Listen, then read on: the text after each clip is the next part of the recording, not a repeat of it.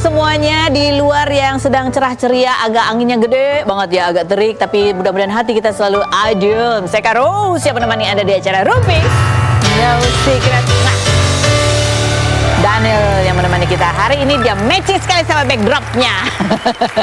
Ada beberapa bintang tamu juga yang akan berbagi cerita hari ini. Biasanya kan kita ke pojokan tuh ya, meneropong, menelaah, kepo-kepo apa sih yang lagi ramai diperbincangkan oleh publik ya, menuai pro dan kontra, baik itu datang dari dunia nyata maupun dari dunia maya. Tapi setelah kita kepo-kepoin, kayaknya belum ada yang seru-seru gimana ya. Nih nggak ada sidang-sidang apa juga hari ini, nggak ada. Alhamdulillah ya, aman damai semuanya ya. Mudah-mudahan kita langsung menuju ke bintang tamu kita yang pertama, yang kemarin dia lagi nyari handphone suaminya ya, nyari handphone suaminya atau nyari suaminya sebetulnya. Kita lihat dulu profil Kartika Putri berikut ini.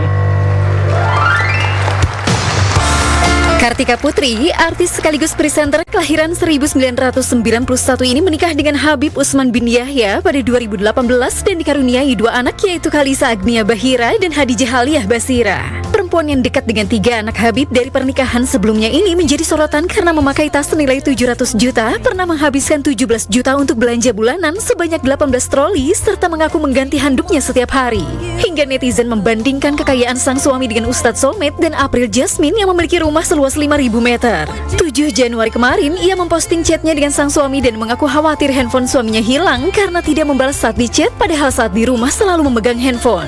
Benarkah Kartika Putri kini semakin posesif dengan sang suami? Seperti apa tanggapan Kartika Putri yang kerap dibandingkan netizen dengan istri Ustadz Somad? Saksikan kisah selengkapnya hanya di Rumpi No Secret.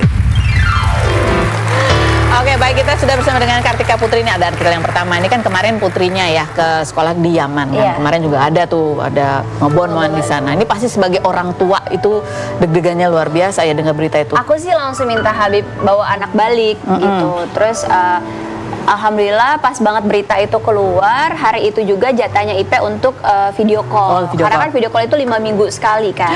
1 minggu sekali itu jatahnya telepon biasa gitu. Jadi kemarin alhamdulillah pas lagi video call tanya ke IP gimana? Oh iya Bun, sebenarnya memang Yaman itu kan luas, kayak Indonesia kan juga besar gitu. Karena IP itu di daerah Hadramaut, sedangkan yang ada di bom itu konfliknya itu di dekat Red Sea itu. Jadi agak lumayan jauh, dan juga memang Hadramaut ini dilindungin karena kota pelajar. Cuman agak lumayan ngeri, yang kita hadapin ini kan bukan manusia yang sportif, tapi ini manusia yang nggak jelas nih, yang tidak punya hati keprimanusiaan dan lain sebagainya, dan mereka bisa membombardir apa aja. Nah kalau aku pribadi, aku tetap ngotot sama Habib untuk kalau bisa dibawa pulang dulu. Terus Habib beda lagi karena mungkin keyakinannya, dan anaknya juga sendiri bilang, Bun, aku kan kesini menuntut ilmu agamanya Allah. Agak lumayan merinding sih dengernya, kalau ada apa-apa kan jatuhnya syahid ya. Cuman kan buat aku pribadi ada suatu kebanggaan sendiri untuk aku terhadap suami dan anak yang punya keyakinan seperti itu. Tapi balik lagi, aku manusia biasa yang fakir ilmu, yang berpikirnya boleh nggak syahidnya dengan cara yang lain gitu. Tapi ya, tiap hari mau nggak mau tetap cuma bisa berdoa.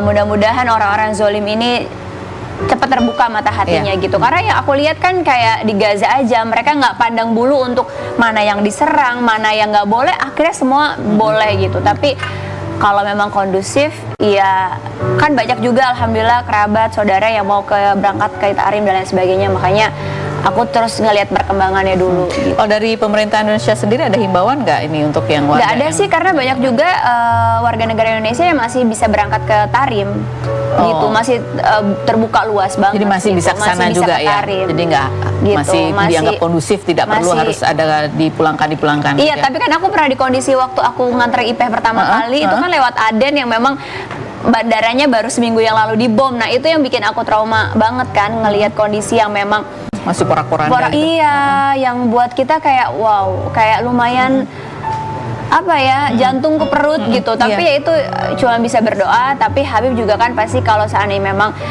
keadaan sudah memang mendesak, ya aku juga pasti akan lebih ngotot gitu. Kalau hari ini nggak ngotot karena yang punya diri dan bapaknya, walinya meridoi gitu. Makanya kayak ya Allah yang jagalah kalau udah di titik itu gitu. Ibunya Ipe sendiri gimana? Sama. Ya sama, ibu-ibu sama pasti Iya, ya. tapi mamanya tetap ngedengerin anaknya maunya seperti itu gitu. Oke.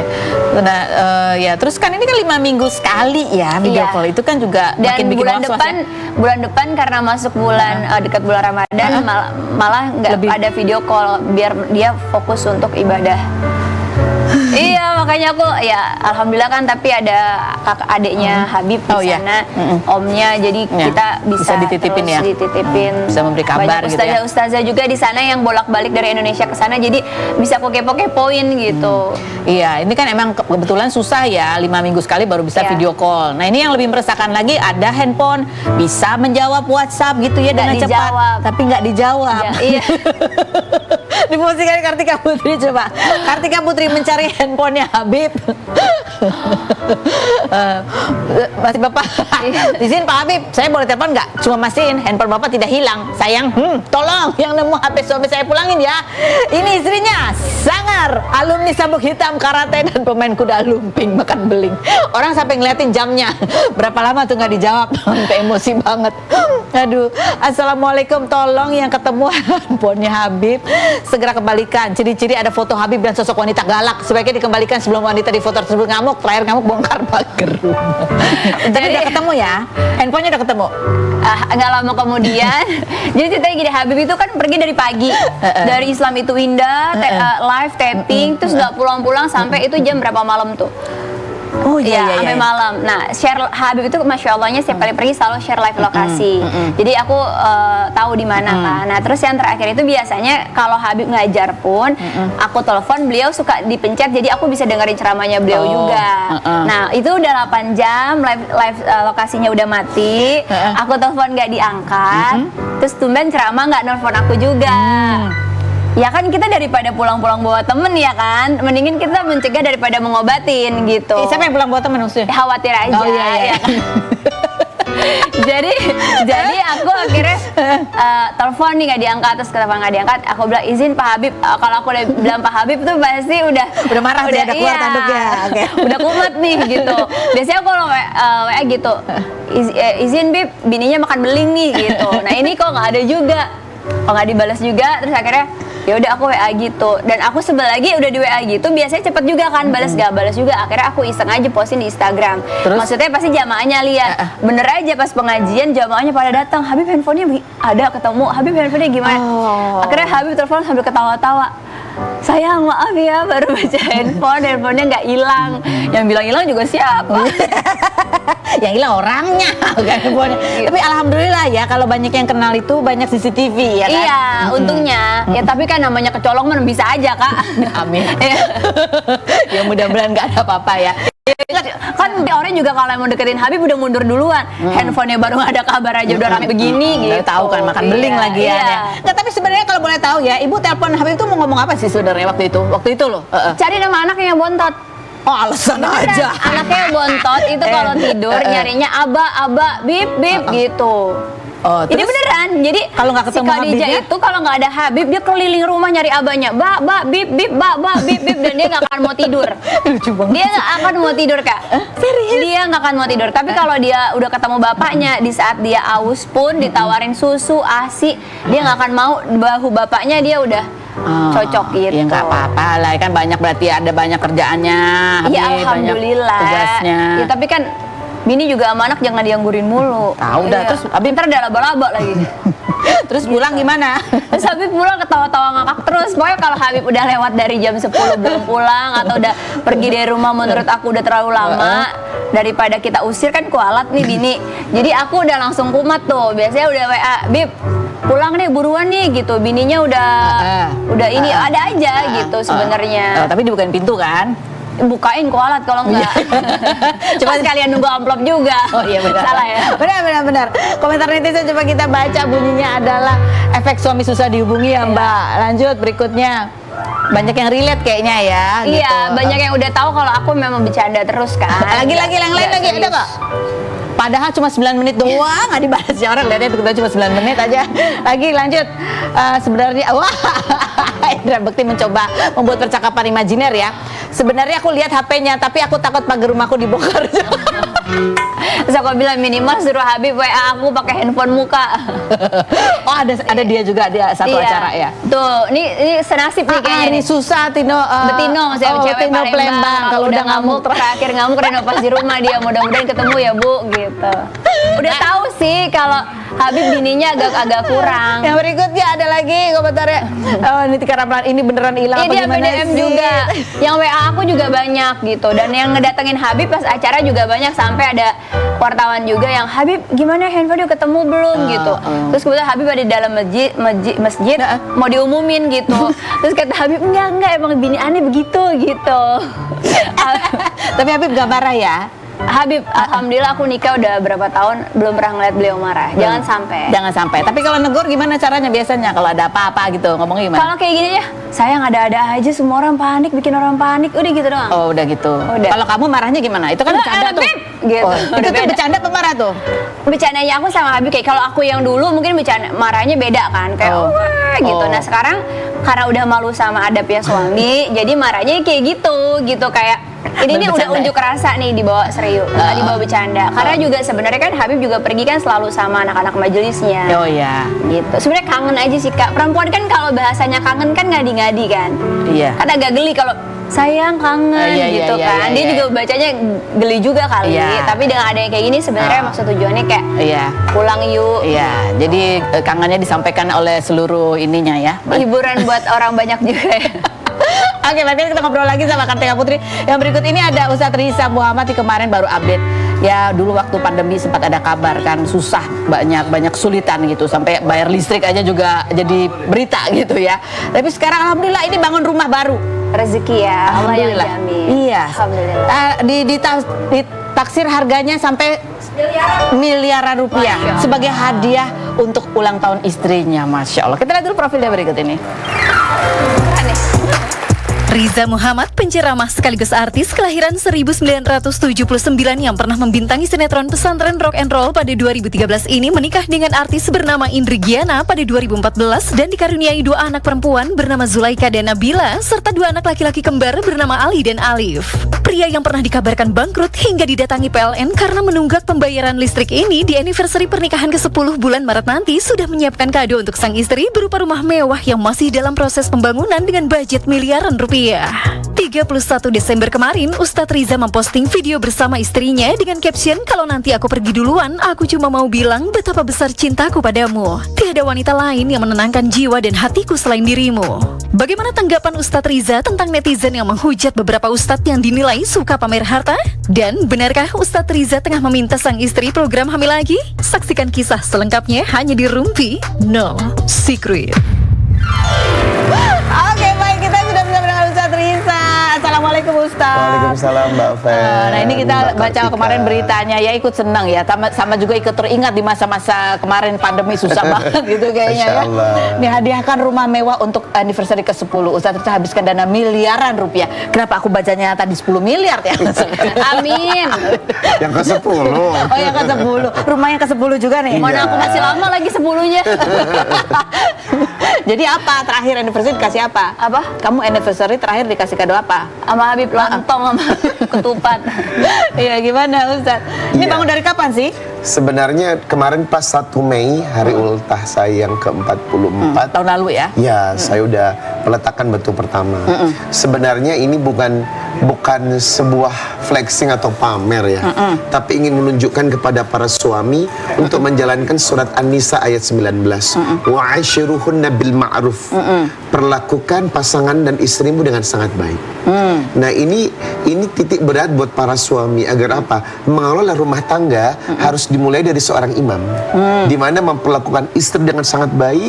Kalau sudah baik, kasih dia pelayanan yang baik, maka insya Allah semua rezeki akan baik buat kita. Apakah lagi Nabi berkata, arba'um minasya'adah, 4 bahagianya rumah tangga. Yang pertama, al-mar'atus soleha, kalau di dalam rumahmu ada istri yang soleha. Yang kedua, wal maskanul wasi, rumah yang luas. Nah, Bos aku tuh gimana? pikir ini perintah hadis kan. Wanita itu suka rumah. Tapi kalau rumahnya dibikin besar dan luas, pasti istri itu akan lebih senang dan bahagia. Jadi sebenarnya ini merupakan aplikasi dari hadis Nabi yang ingin saya tunjukkan kepada istri. Kalau saya itu cintanya tiada batas dan untuk selamanya. Yang ketiga apa lagi Ustaz? Wal markabul hani. Apa itu? Kendaraan yang bagus. Jadi kalau istri minta mobil dan minta mobil yang bagus, itu bukan matre. Memang tapi buat memang demi tuntutan keamanan. hadis. Iya. Asal sesuai kemampuan Betul. suami ya Ustadz ya. Iya. Jangan sampai nanti suaminya jadi menghalalkan segala cara untuk mencapai semua itu. Betul sekali. Jadi kalau suaminya rezekinya bagus, istri minta mobil yang bagus, Kasih. Kalau nggak ada ya bininya nggak tahu diri. Tapi balik lagi tadi Niat, Ustadz niat. bilang istri soleha, karena istri soleha pada umumnya tidak akan menyusahkan suami. Gitu, suami soleha akan berbuat baik terhadap istri. Gitu Ustadz ya. Iya betul. Yang keempat. Yang keempat wal jarus saleh. Tetangga yang baik. Maka kalau kita punya rumah yang bagus, kendaraan yang bagus, istri yang soleha, ditambah tetangga yang tidak rese, Nikmat. nikmat. Iya, Ini benar. bagus nih, ini untuk para suami ya. Tolong yang kayak gitu-gitu diikutin. Jangan yang Jangan istri yang sunnah empat. yang Iya, lain. yang kayak gitu, betul, Iya. setuju ya. Jadi keempat yang Ustadz jelasin, bukan bininya yang 4. Betul, itu. Belum ngasih rumah yang luas sudah minta 4 untuk memanjakan istri, bukan Iya. 4 untuk memanjakan diri sendiri. Ya, bagus tuh quote itu. Oke, coba kita lihat ini seperti apa sih house tour rumahnya Ustadz Riza yang baru berikut ini.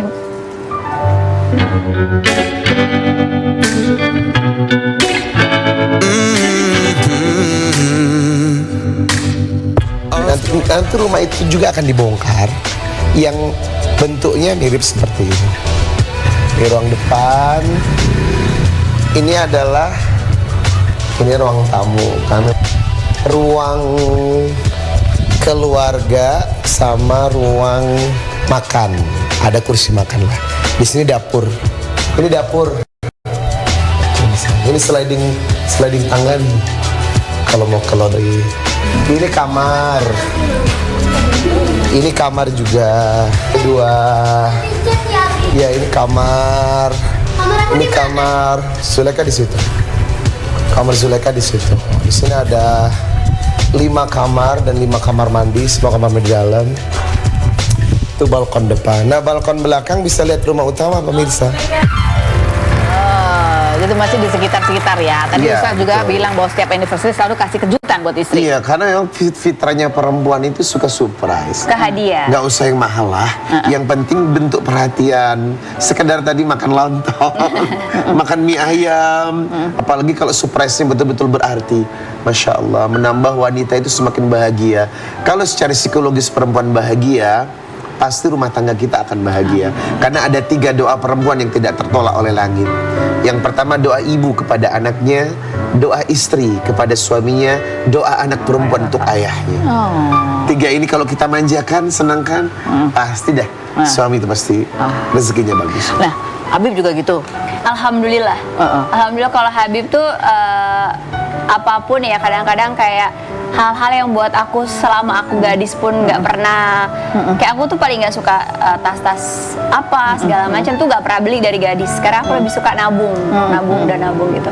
Tapi dari perhiasan, dari barang-barang yang aku punya sampai detik ini, alhamdulillah tuh semuanya dari beliau gitu. Makanya kalau seandainya orang-orang nanya kok namanya Habib kalau di toko-toko gitu ya, sebenarnya namanya Habib yang dikenal, bukan nama aku, karena aku orang yang sebenarnya paling nggak suka belanja. Bisa dibilang kayak semua tas-tas aku semenjak nikah aku bawa tas cuma 2 biji, sisanya tuh semua hadiah dari Habib. Oh iya.